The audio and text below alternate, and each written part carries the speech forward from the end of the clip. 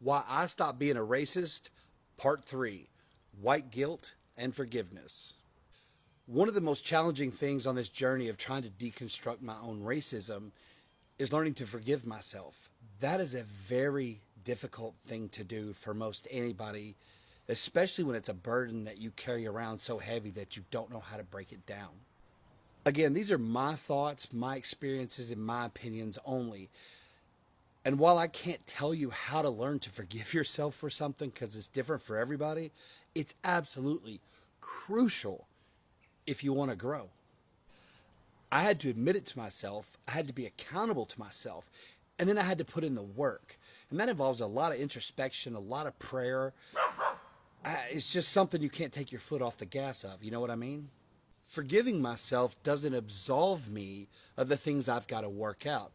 Not by any stretch of the imagination, but until you forgive yourself, it's really hard to move forward.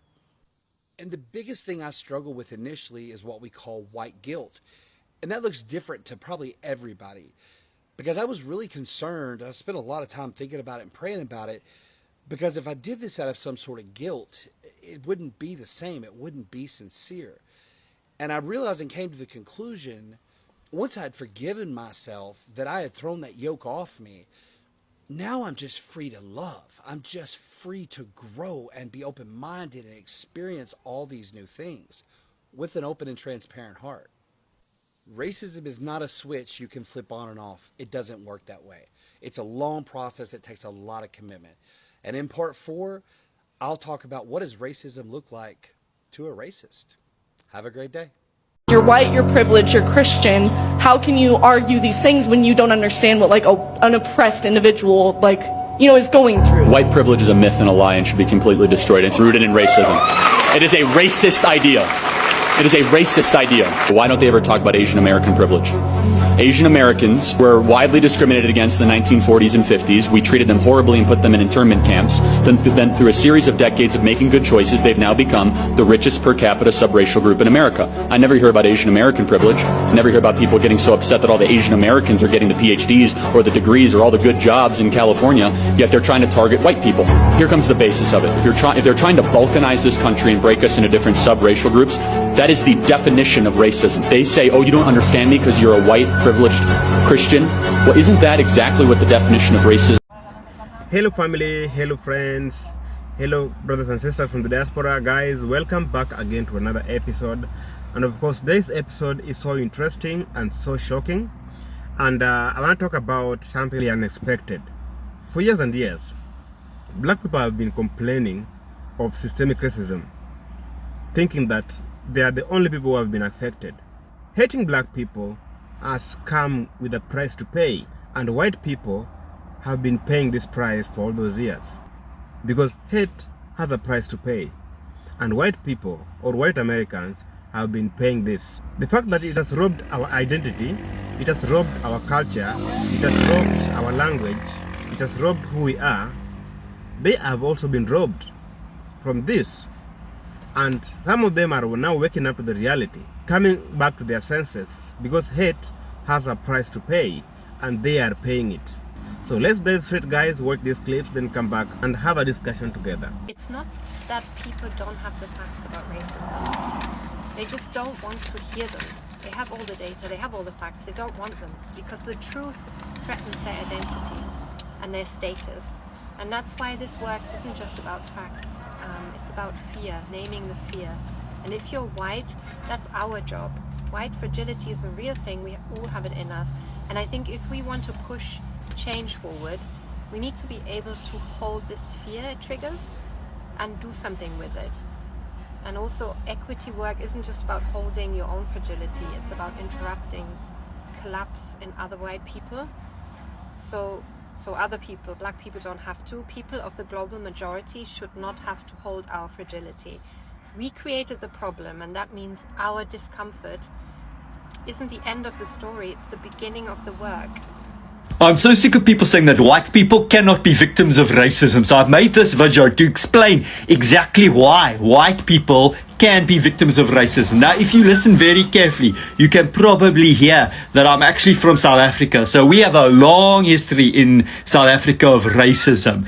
But people sometimes think that white people in South Africa was not victims of racism. But let me explain exactly how we were, in fact, victims of racism.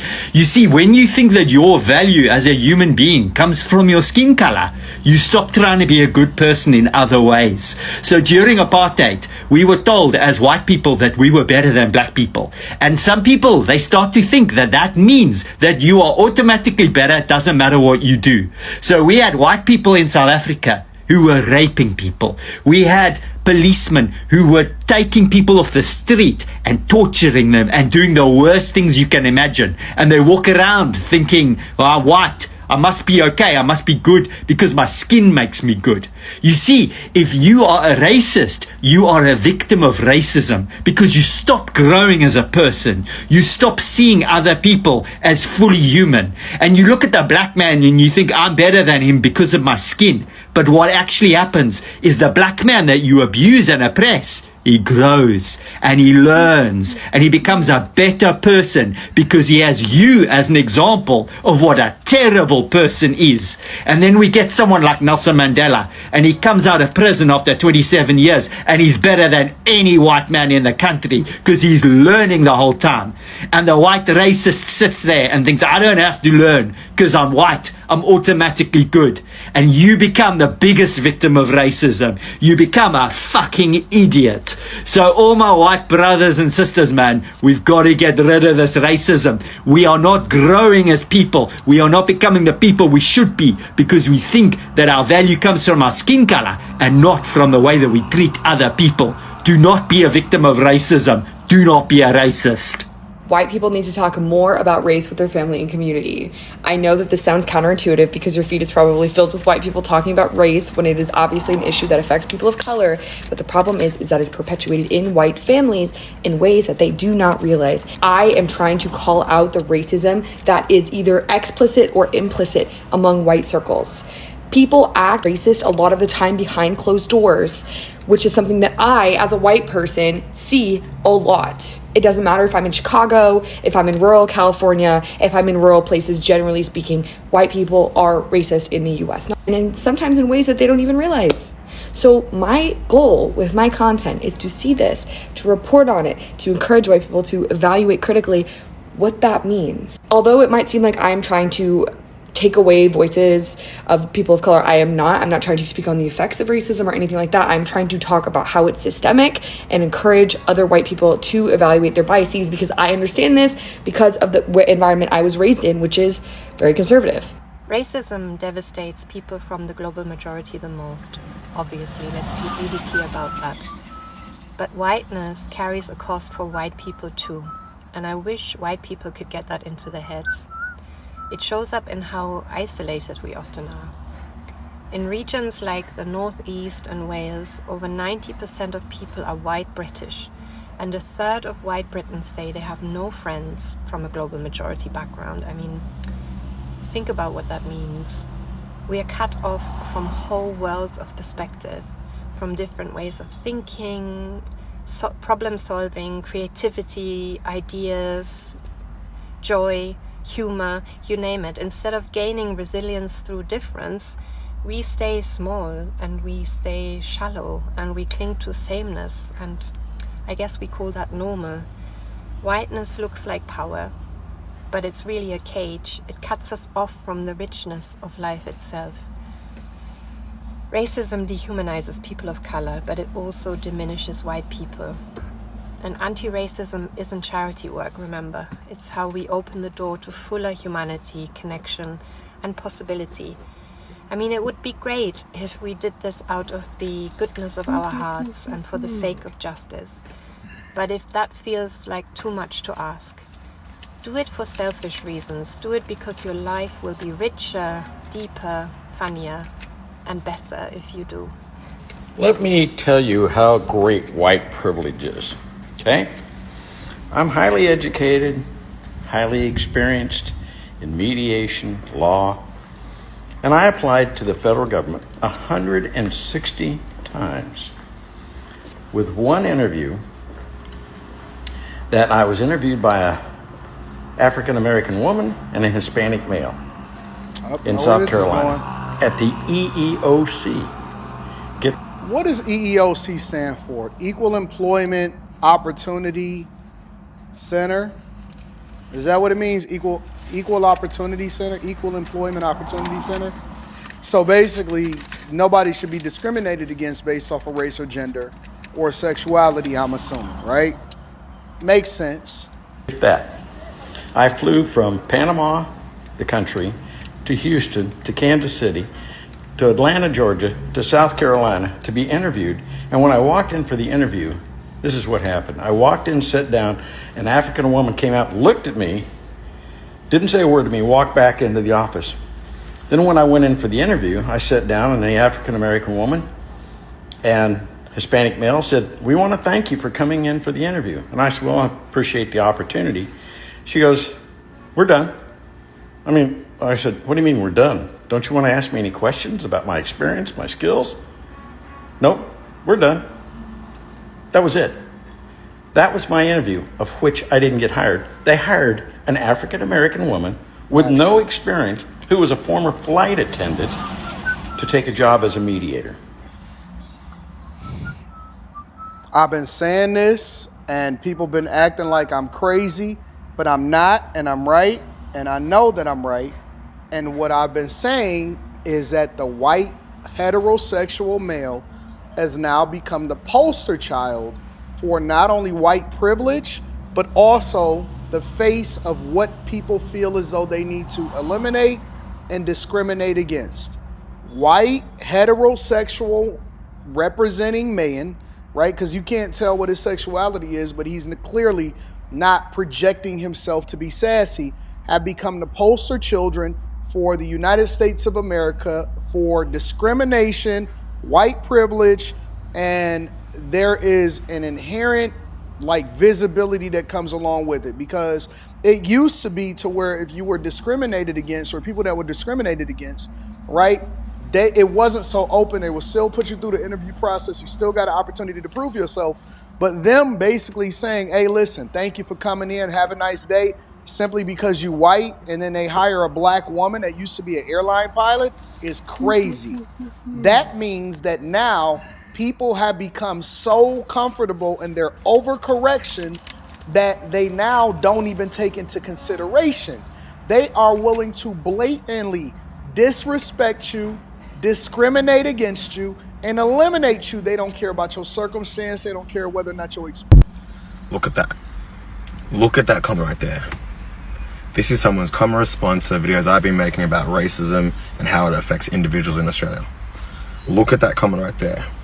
That's basically a mother saying that she feels uncomfortable about the climate and she has biracial kids. For those who don't know what that is, that's basically half of one nationality or ethnicity and half of another.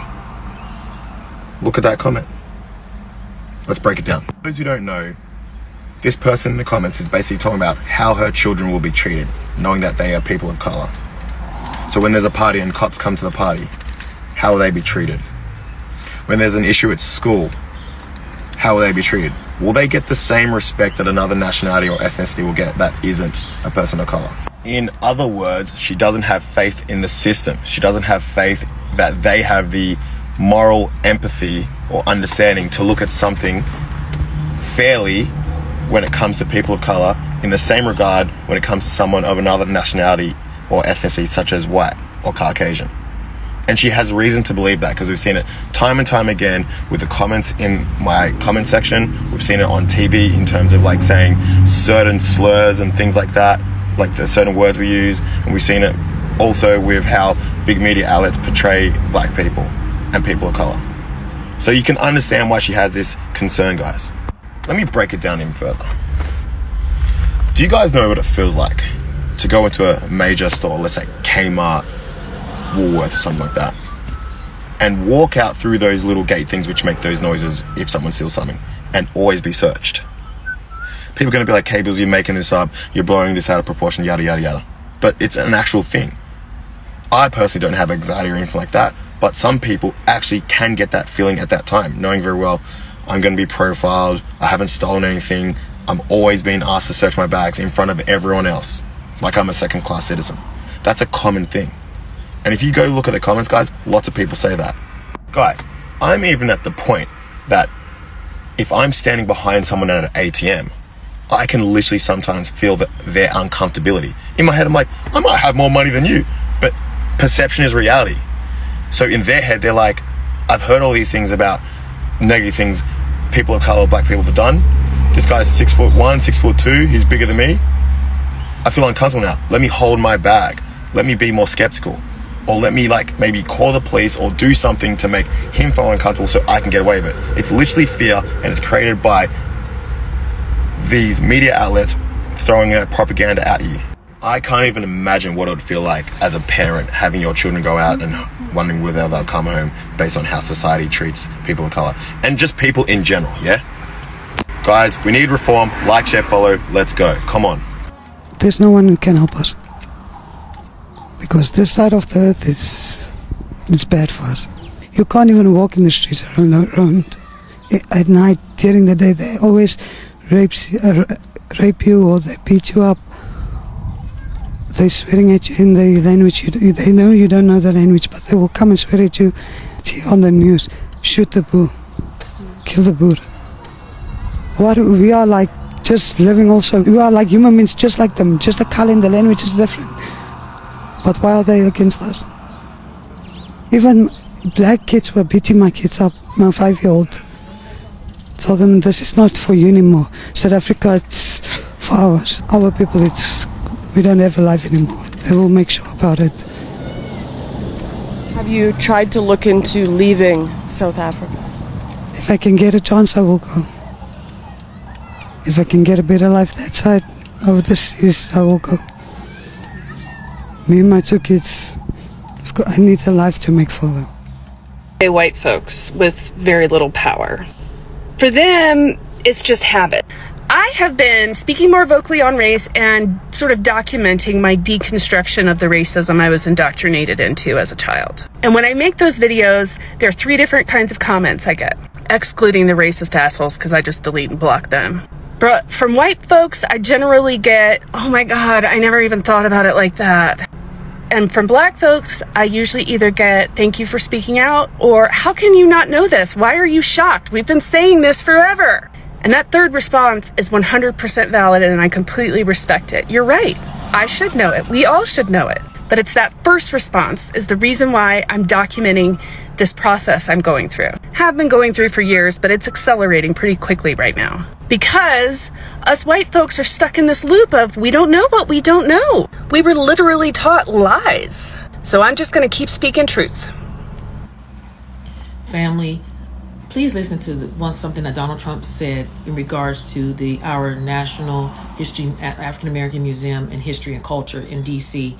You know that he is removing many of the artifacts out of there, return them to their owners, because he says museums in our nation's capital should be places where individuals go to learn, not to be subjected to ideological indoctrination or divisive narratives that distort our shared history. First of all, that is such ignorance. So you're saying that you want to remove what really happened in American history because it's divisive, but yet you all had a problem when we were telling you all you need to remove the Confederate flags, remove these Confederate statues because they were divisive. You know, when I first saw this, that what the president and many of his racist cohorts are trying to do, they're trying to erase us. We know that. And at first I got angry and then I got nervous, but then I got quiet. And I said, you know what? God is not going to allow this. Black people will never be erased, and more so our ancestors won't. See, white people, I'm explaining something to you all, especially you racist white folk. God has given you all ample enough time to turn away and repent from your evil, wicked ways, and also to repent on behalf of your ancestors. But you still refuse to do it, and you still sit in your white evangelical nationalist churches and preach this God of love, but yet you want to erase history. If your history is so bad and you are so good now, why can't you teach that, hey, this is what we used to be. This is how we used to treat blacks. This is how we used to treat Native Americans. This is how we used to treat Jews. But now we have learned. You know why you can't do that? Because you have not learned. You haven't. I'm telling you, white folk, your day of reckoning is coming. But it's not coming from where you think. See, our ancestors have been quiet in their graves. They have been quiet. And see, many of you all, you don't believe in all of that, but I'm telling you the truth. I'm telling you what I know. You keep removing our artifacts. Removing our artifacts from this museum is like troubling a cemetery. And I'm telling you now, God is not pleased and the ancestors are not pleased. See, we battle a spiritual war, right? So you can sit up here all day long and read your Bibles and quote your little verses while you sit in your white churches, drive your little Harley Davidson gang to your white churches while you sit in the pews drinking your coffee and looking so smug and arrogant. But when judgment starts falling on your home and on your church and on your people, don't look at us. Because God said, I've given these people enough time and they still have not repented for the sins of their forefathers. And for that, judgment must come. So black folk, this is a little troubling that they're going to remove stuff, but hey, we're not attached to things, right? It doesn't matter. Because you can take away artifacts, you can do whatever you want, but you can never take away the sincerity, the passion, the vigor, the brilliance of our people. And you damn sure not going to stop our next generation. Racist white folk, watch yourself. You are sinners in the hands of an angry God, and he is not pleased with you.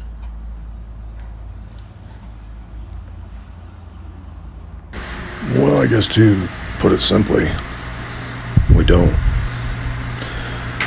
There's a lot of stereotypes out there, and there are some white people that do have hate, and it's usually because of a stereotype that they think all people are the same and they dislike that. But the theory that all white people are that way is also a stereotype.